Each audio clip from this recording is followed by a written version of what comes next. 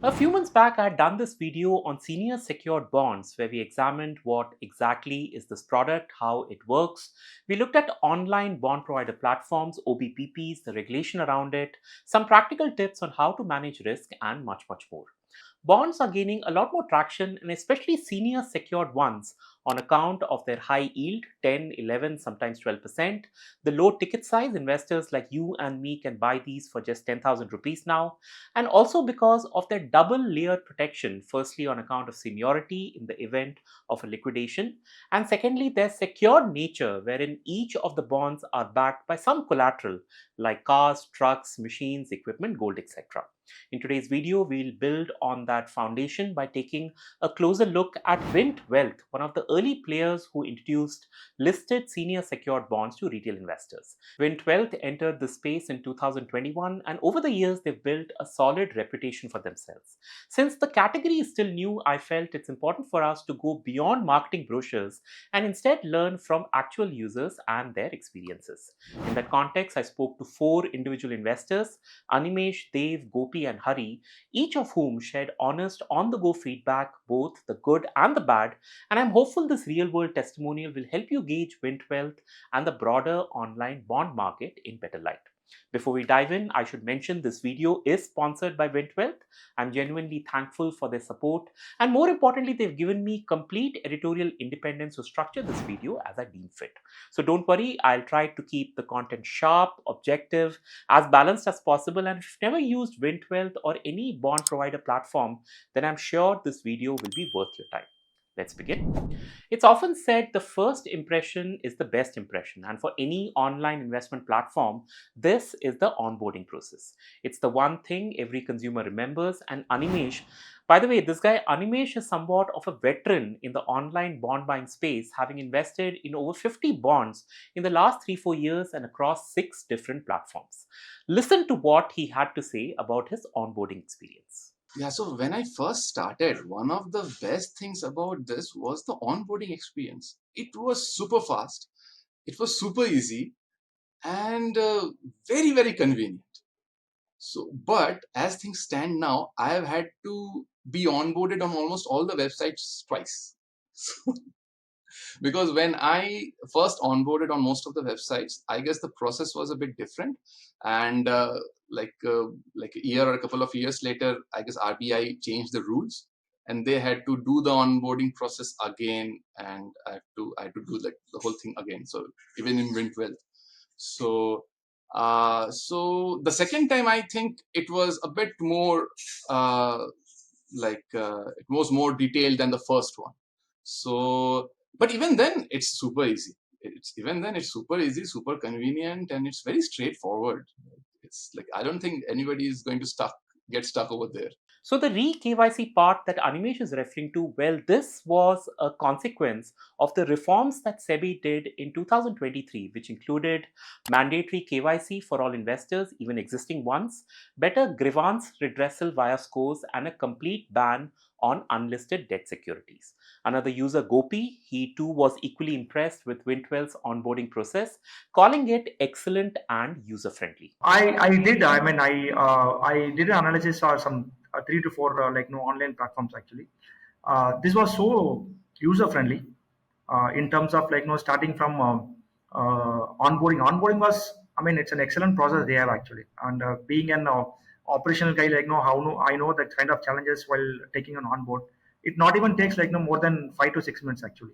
So that process was very good actually. However, another participant I spoke to, Devendra Das, Dev, he did face some challenges with the KYC. Okay, Wind Wealth, I was trying initially. See, Wind Wealth sometime back, 1 2 years back.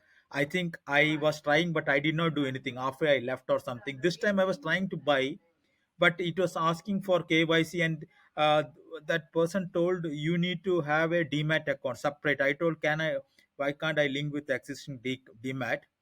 But I had a chat with a technical person, but he was telling you need to create demat and all. And the search facility in Wint Wealth, I did not quite like it from a user perspective, interface perspective. you need to drill down on the bond. I think Dave's point on why a separate demat account is required is a pretty fair one. So I checked with Wint Wealth, and the explanation they gave highlighted three key reasons on why they insist on a dedicated demat account. So, firstly, a separate demat account makes allotment and settlement a lot faster. That's because there's now a single common DP for all investors, which in turn reduces reconciliation errors and delays. Secondly, with a fixed DP partner, Wint Wealth can auto track your holdings, show interest payout timelines, and also notify you about bond maturity, TDS, etc. This would not have been possible had there been some random third party DP. And thirdly, there's the compliance angle, and having a separate demat assures Wint Wealth that every account they hold is KYC verified and pre approved for corporate bond transactions. I think overall, the general consensus is that Wint Wealth's onboarding experience is fast, it's efficient, user friendly, and I can personally vouch for it, having gone through it myself just a few months back. Yup, the entire process was done in a mere 10-15 minutes from start to finish. Another critical part of this review and a major concern for any investor is the safety of the capital. When it comes to fixed income, I've always advocated for the return of capital rather than the return on capital, and pleasantly, the overall online bond environment offers multiple layers of protection to retail investors. So, firstly, there's SEBI's increased regulatory oversight. I spoke about it at length in my previous video on how it offers an extra layer of credibility and security for bond buyers. You can typically verify this for yourself. Just scroll down to the footer section of any bond platform's website, and you'll see the stockbroker registration, DPID, exchange membership number, corporate office, the name of the compliance officer, and more such useful information. The second thing on safety, which kind of challenges the myth that online bond platforms are unsafe, is the fact that when we invest in a bond via Wint Wealth or other platforms, these bonds are not stored within the platform, but they are actually stored in a demat account, just like stocks and ETFs. Which means if tomorrow, let's say, the bond platform shuts down for whatever reason, you can still access your bonds and you'll continue to receive interest and the maturity proceeds without any disruptions. This was a big assurance to everyone I spoke to, and even Animesh had this to say. No, there was no leap of faith. When it comes to money, I don't believe in leap of faiths. So, that was one of the first things that I researched. And I was very happy to know that bonds are platform independent. So it doesn't really matter on which platform you are buying. Initially, I used to be a bit tensed about that also. So whenever I used to buy, I used to go and check it on my CDSL side, whether it's reflecting in my account. So I always used to buy listed bonds. So that also helps. So I used to check, and as of now, everything has showed up. Even in my case, when I invested in a couple of bonds issued by Ugro Capital in March of this year, these were also bought from Wint Wealth. And just like Animesh, I could see those bonds on my NSDL cast, the PDF that they send every month, which was definitely a big relief for me. And it shows that the platform is legitimate, which was Wint Wealth in my case. In fact, another unique feature of Wint Wealth that people find very reassuring is their co-investment model. And what exactly is co-investment? Well, very simply, whenever Wint Wealth launches a bond for subscription, let's say it's a 10 crore issue, so they co-invest, which means they invest alongside you in every bond, putting in 2% of the total issue size from their own balance sheet. That's basically skin in the game, which means if the bond underperforms or it defaults, then they too bear some losses from that particular deal. Of course, this is a strong USP, and it certainly helps validate the platform's credibility and the quality of their bond picks. I remember Hari specifically pointing out to this when comparing platforms. So the key difference between and the Wint Wealth is that Wint Wealth invests 2%. Along with us, so they also invest 2% of the sum in that chosen bond that they bring to the table. That is something that is pretty rare in other platforms. And Wint Wealth doesn't offer a lot of bonds, so they offer hand-picked ones. So hardly you would see right now. If you look at the platform, you would find only 10 to 12 bonds available in comparison to 30, 40, or 50 different bonds. And the rate of return obviously varies. And the way they had put up in Wint Wealth, the user interface is amazing, and the customer response time is also quite decent. So all these are some good factors that I took into consideration. while choosing Wint Wealth over because the thing is that as an investor, as a yeah. So as an investor, as a working professional, I don't have a lot of time in identifying the key technicalities and then investing. So I want everything to be ready made.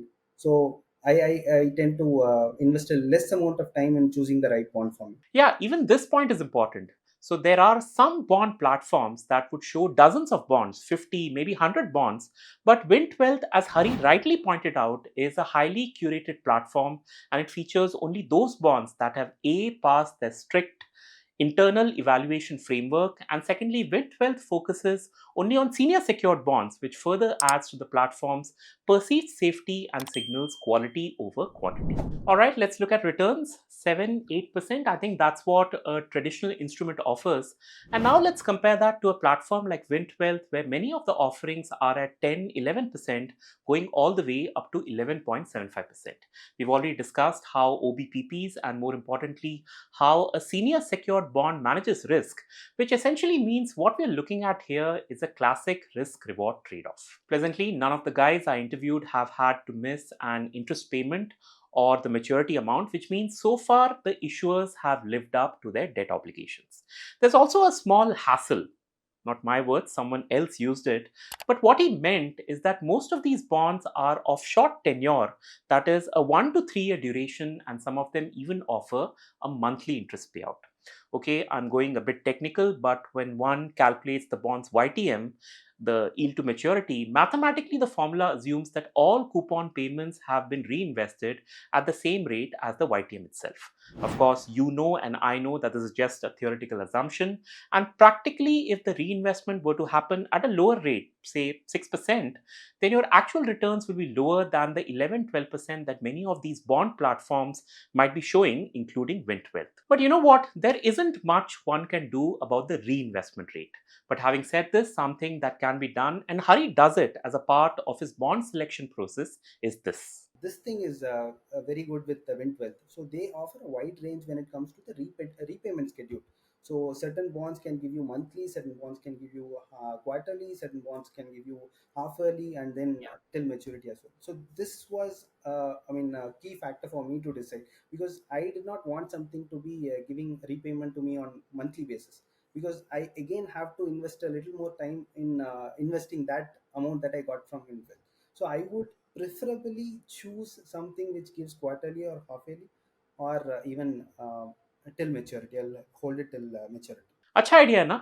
It definitely saves him from the reinvestment hassle. Now, a common misconception about investing in bonds is that your money is locked up and you can't withdraw any of it until maturity. That's absolutely not the truth. In fact, Wint Wealth offers an online exit option that allows you to sell your bond holdings either fully or partially before its maturity. Actually, let me just show it to you. So I'm on the Wint Wealth console. Just tap on portfolio, tap on your bond investment, which is Ugrow. Oh, nice. The price of the bond has gone up. Plus, they've given me 2 months of interest as well.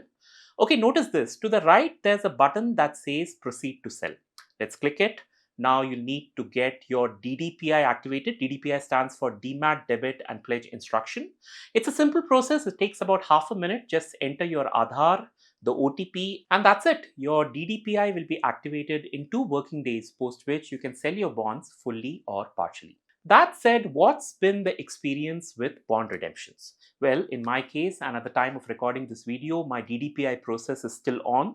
So I'll have to wait for this entire thing to happen, post which I'll write about my experience as a follow-up comment. As far as the others are concerned, Dev, Gopi, Hari, and Animesh, none of these individuals have sold a bond yet, which gives me a feeling, and this feeling was always there, that very few people actually exit a bond prematurely.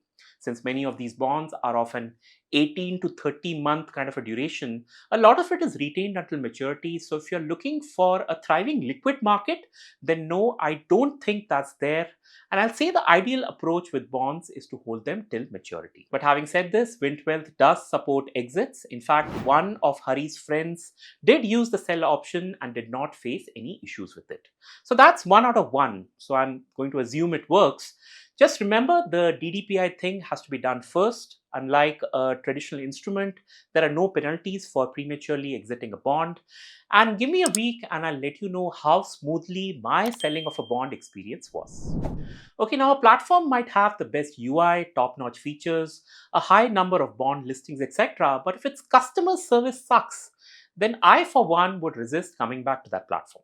I'm not saying problems won't happen. We all have problems at work, in life, in relationships. घर में तो 4-5 महीने में AC खराब हो ही जाता है. So there will be issues.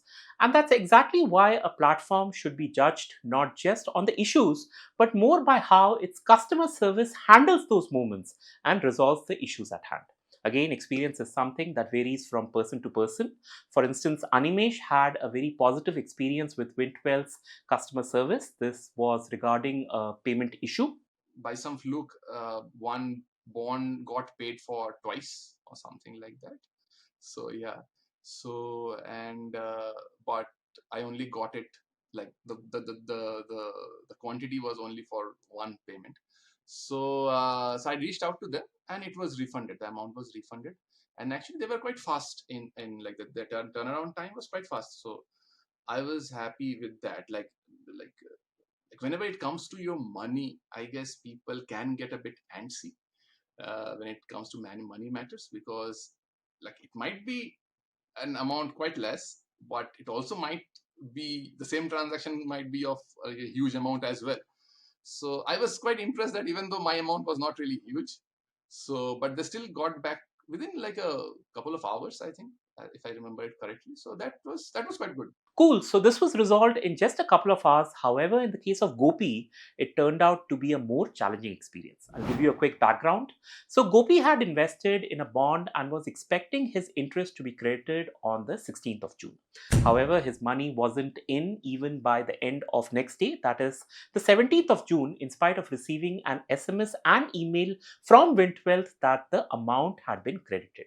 Obviously, such a communication would worry any customer, which is when he contacted the customer service, and I want you to listen to this part. I initiated a mail actually saying that okay, basically like no, you need to identify first whether the customer has got the credit or not, which you are not identified. Then the customer has come back to you saying that like no, I have not received the credit. For that also you not provided a solution. And above all, like no, you send a mail saying that you send an SMS saying the amount is already credited. I'm saying what's happening over there? What is the issue over there? Then only like no, I mean one of the team leader like no came on a line and saying that sir like no, this is an issue with the service provider. Okay, so we will go with the service provider. We'll check and come back to you. You need to give me another 2 to 3 days time. Actually, I asked him like, no, okay, 2 to 3 days is fine, but when you are not able to like no identify an issue which was happened like no, then he said like no, sir, we don't have any control on that. Actually, that was really a very important. Actually, see when Shankar has to like no get a credit from Gopi, Gopi has to know whether like no yes pass the credit or not. Actually, they say they don't have a control system actually. Then issuer of the bond. So somewhere there was a disconnect between the issuer of the bond as well as the Wint Wealth also. I don't find like no the system both the system works together actually. I don't know if this was an outlier or if the issuer was at fault or if there was a communication breakdown somewhere, but Gopi is right. The fronting entity here is definitely Wint Wealth. So it's the platform's responsibility to resolve it and present a convincing response to the consumer. The good part is this issue was resolved. It took 5, maybe 6 days, and I'm hopeful this was an exception because Gopi has been investing in bonds for 2.5 years now and had never faced such an issue. I'll connect separately with the Wint Wealth folks to figure out what happened here, the root cause analysis. I'll let you know, but generally, the people I've spoken to, they've all had an excellent experience with Wint Wealth, and that includes me as well. All right, so let's put all of this together. I don't want to lose sight of the fact that we are reviewing Wint Wealth here. And in terms of its strengths, there's ease of onboarding, and in my own experience and what others also went through, the entire sign-up process takes less than 10 minutes. So if you haven't tried Wint Wealth, please do that in the next 10 minutes. The link is there in the video's description. The user interface is quick and user-friendly. It's not very hodgepodge like what I've seen in some of the other bond platforms. The safety factors have been taken into account both in terms of SEBI regulations and also the fact that every bond sold there lands up in your demat account. Wint Wealth focuses entirely on senior secured bonds, and they have like a 10-member risk team whose job is to evaluate and track the riskiness, or rather the safety of these bonds. I love their co-investment model, the 2% of their own money they put into every bond. It does instill a sense of confidence. And the platform offers attractive yields going up to 11.75% currently. And everyone I spoke to has received their payment on time, except for that one instance. In that context, some gaps and challenges were also highlighted. Although very rare, but there have been instances of delayed interest credits and unsatisfactory customer service responses. I do understand not everything is in their hands, but these might be complex issues, but there is room for improvement, and I'm sure the Wint Wealth team is working on it. For some investors, the number of bond options were a bit limited. I think it was Dave who pointed out to that. So while some platforms would offer 70, 80 bonds of all kinds, at Wint Wealth, one might see only 10 to 20 offerings, but highly curated ones. And remember, these are exclusively senior and secured. And thirdly, there are liquidity concerns. While Wint Wealth does offer assistance in the selling of bonds, but because I haven't tried it and neither have the others, so I won't put this as a gap, but it's something one should be watchful of. Otherwise, from what I've heard and experienced, and based on what Animesh, Dev, Gopi, and Hari said, Wint Wealth does emerge as a strong and reliable player within the online bond platform space. That said, and as with any investment, your individual risk appetite and financial goals should guide your decision. So please conduct your own due diligence, understand the nuances of credit ratings, collateral, YTM, etc. Start small, get comfortable with the platform, diversify across multiple bonds instead of putting a large sum into one, understand the repayment schedules, stay informed of the regulations, and maintain all records. I wish you the very best and thank you very much for joining me in this in-depth review. I do hope you found this video useful, and if bond is of interest to you, then do explore Wint Wealth. The link to the platform is available in the video's description. Do give this video a like, share it with your network over WhatsApp, subscribe to my newsletter, share your experiences with Wint Wealth or any other online bond platform in the comment section below, and I'll see you very soon. Until then. Investments in debt securities, municipal debt securities, securitized debt instruments are subject to risks, including delay and/or default in payment. Read all the offer-related documents carefully.